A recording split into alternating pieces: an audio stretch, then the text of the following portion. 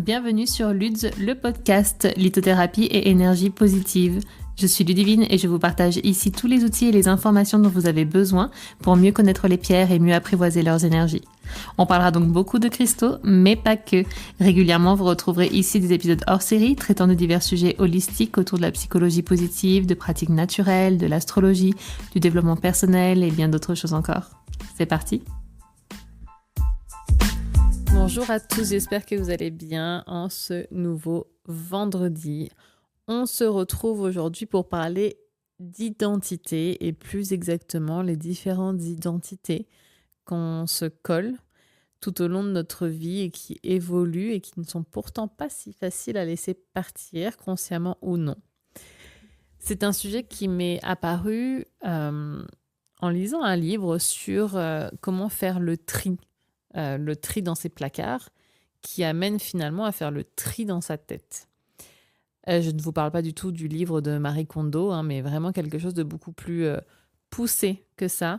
Enfin, j'ai rien contre Marie Kondo, je pense qu'elle a été précurseur d'un sujet qui a vu devenir un grand boom par la suite, donc elle a un grand mérite là-dessus, mais voilà, sa technique maintenant on la connaît un petit peu.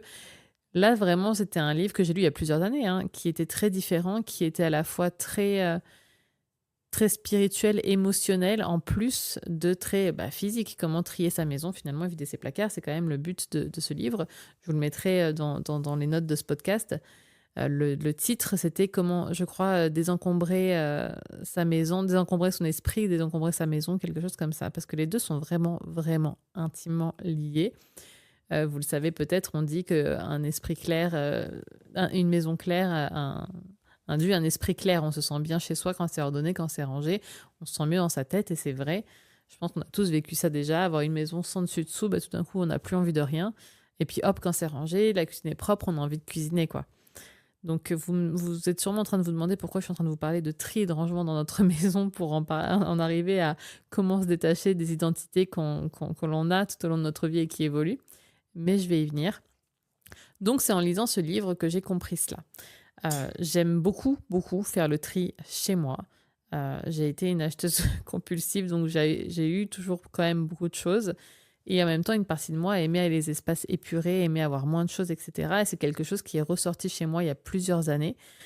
Lorsque dans nos jeunes années, justement, avec mon mari, on voyageait beaucoup. Et longtemps, à travers le monde. On partait parfois plusieurs mois.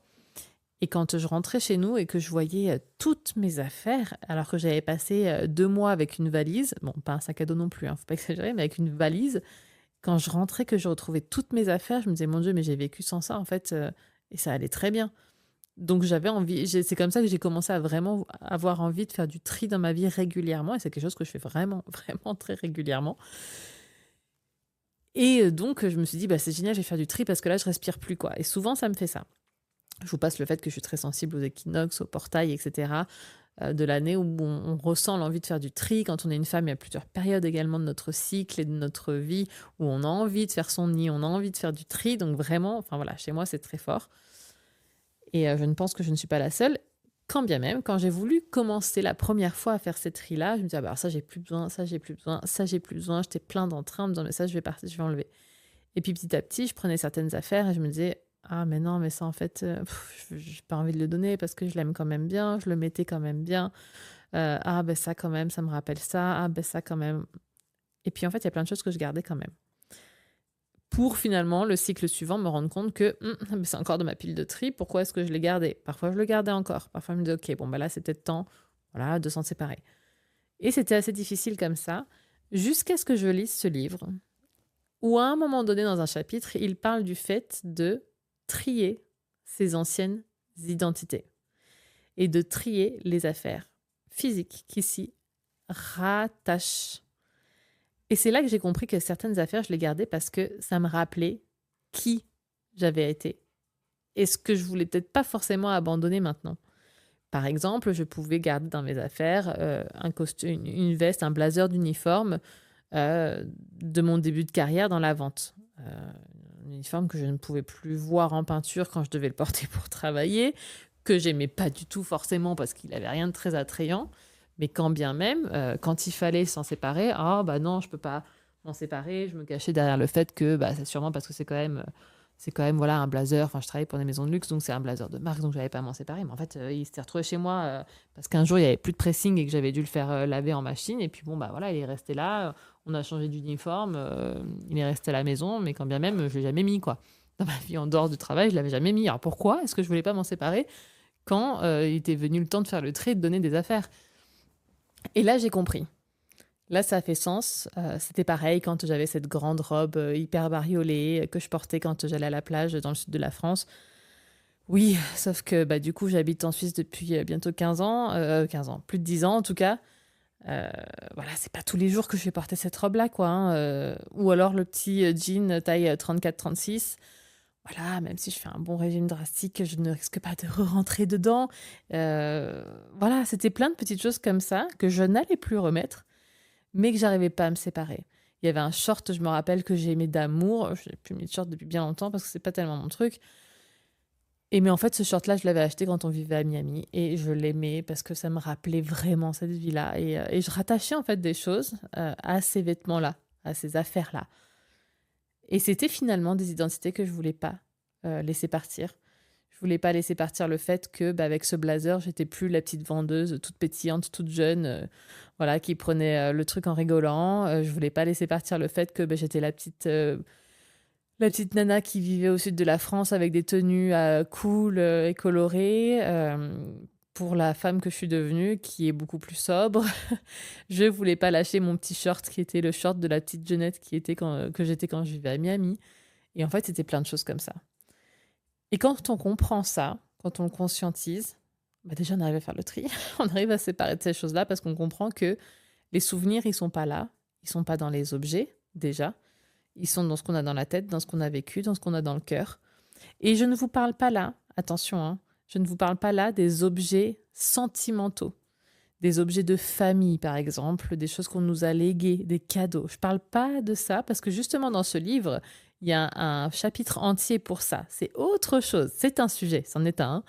Mais là, je ne parle pas de ça. Je parle vraiment des affaires, des tenues. Généralement, c'est des vêtements, des accessoires en tout cas, qui nous rattachent à la personne qu'on était quand on avait ce style-là. Vous voyez ce que je veux dire? Mais voilà, c'est pour vous expliquer comment j'en suis venue à conscientiser ces identités-là. Il n'y a pas uniquement que des vêtements dans nos placards qui font nos identités desquelles on ne peut pas se séparer, hein. Voilà, c'était pour vous donner comment moi je l'ai conscientisé, parce que ça va peut-être vous parler.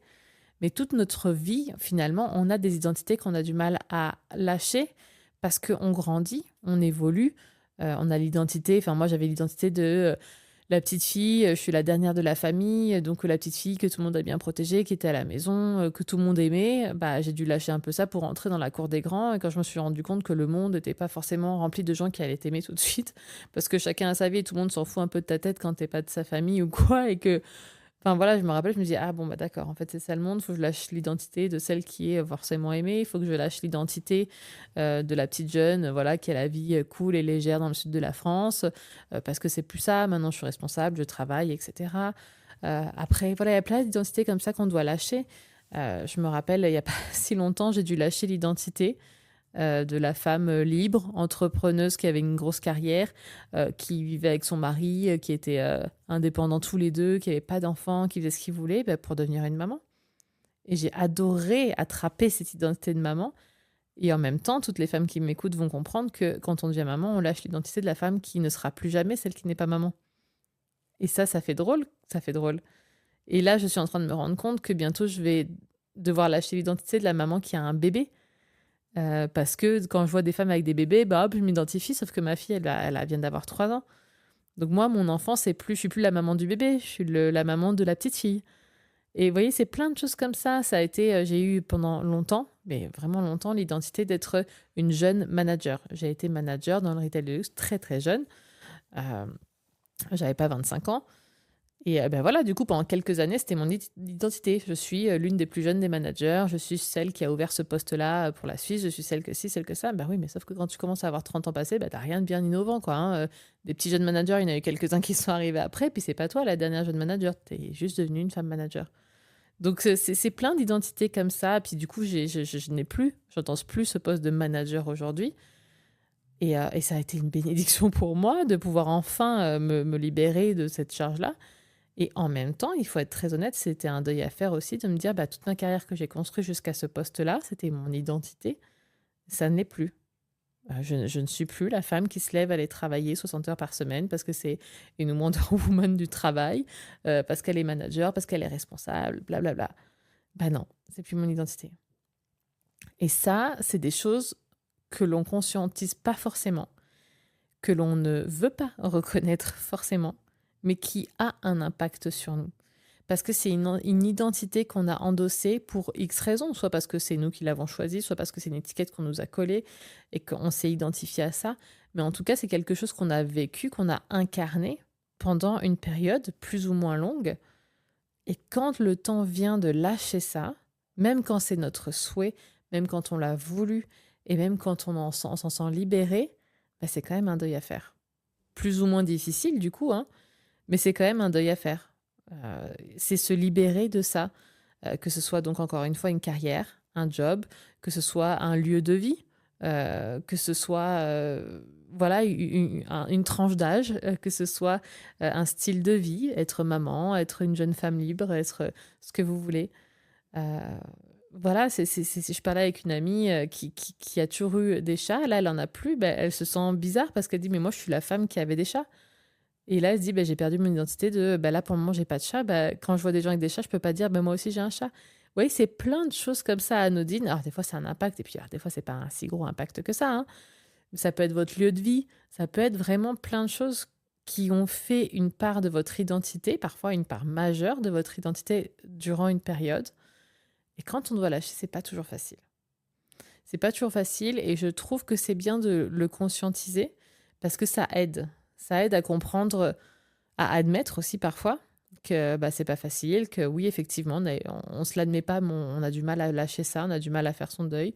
Ou alors juste de dire, ah, mais c'est pour ça, oui, c'est vrai que j'aimais bien être ça, c'est vrai que maintenant, ça a changé. Au moins juste, oui, c'est pour ça. Ok, maintenant je vais m'en libérer, je vais passer à autre chose, c'était un joli chapitre.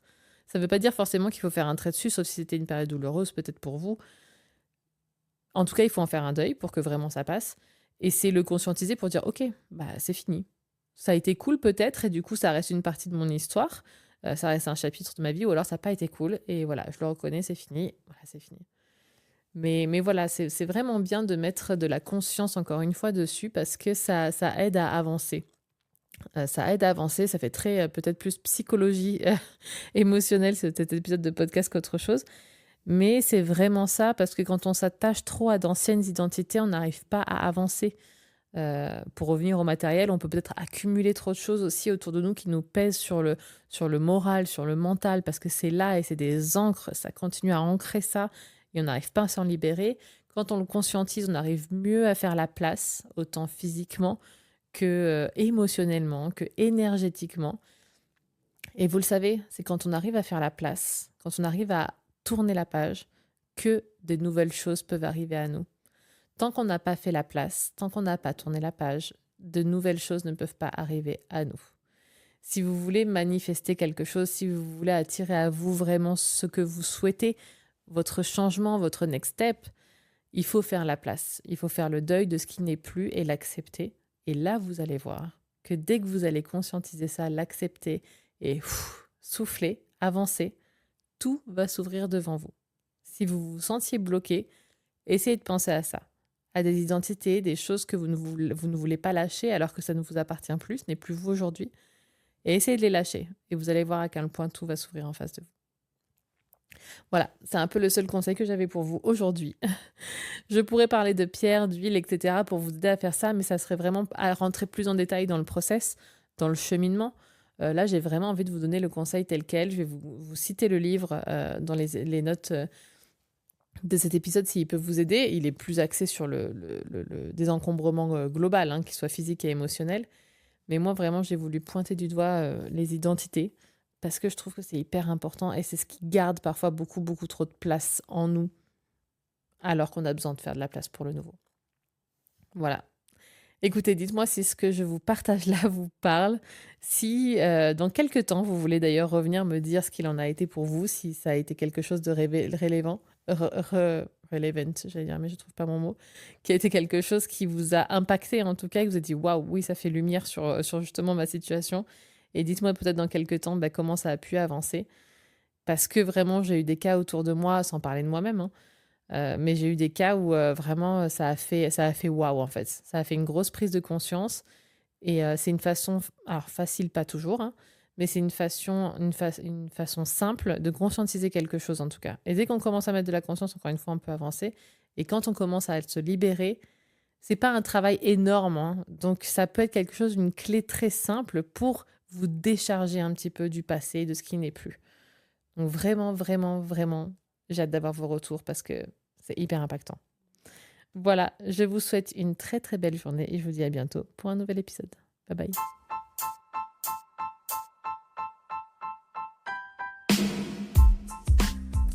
Après chaque épisode ou de manière générale, n'hésitez pas à laisser un commentaire avec vos avis, vos retours, vos questions et éventuellement les sujets que vous aimeriez que nous traitions ensemble. N'hésitez pas également à mettre la note de votre choix sur la plateforme d'écoute que vous utilisez afin de faire connaître ce podcast.